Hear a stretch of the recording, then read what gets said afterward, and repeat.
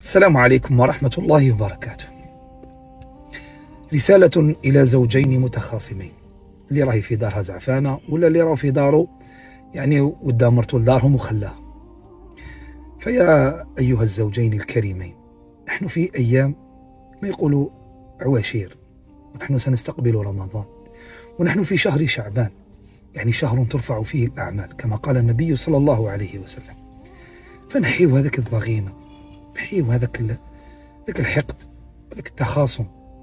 نحن بشر نصيب ونخطئ، هي أخطأت، أنت أخطأت، امحيها، نحيها، مش مشكل. نحن نخطئ مع الله، نخطئ مع الناس، نخطئ حتى مع أنفسنا، فمن نحن حتى لا نغفر؟ الله عز وجل يقول: وإني لغفار لمن تاب وآمن وعمل صالحا ثم اهتدى. فامسحها. تغلط ابعث رسالة، قال غلطت وسمحي لي، مش مشكل.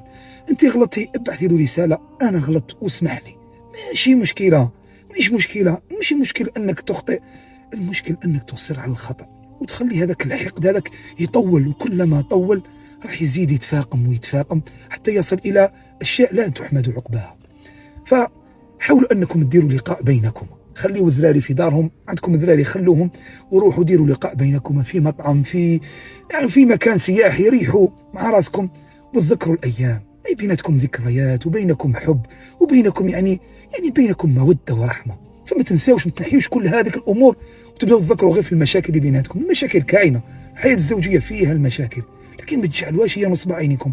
تفكروا دائما تلك الذكريات، تلك كاين حاجه بيناتكم اسمها حب وموده، كاين ذكريات بيناتكم مليحه، فتذكروا هذيك وريحوا ومسحوا واستقبلوا رمضان في عائله واحده تحت سقف واحد. روح جيبي ولادك، ولا روح جبت اولادك والزوجه تاعك وتدخلوا رمضان في عائله واحده. فالزوج يحب ان تكون الاطباق تاع رمضان بيد زوجته. صح، يما لها الفضل، لها فضل كبير، لكن الزوجه ثاني.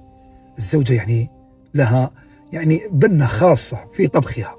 فيا أخي ويا أختي، نحيوا وتوكلوا على الله وعودوا ولموا الشمل، لأنه هذه الآثار تاعها راح تعاود تولي على الأبناء والأولاد مساكن، هما اللي راح يخلصوها غالية.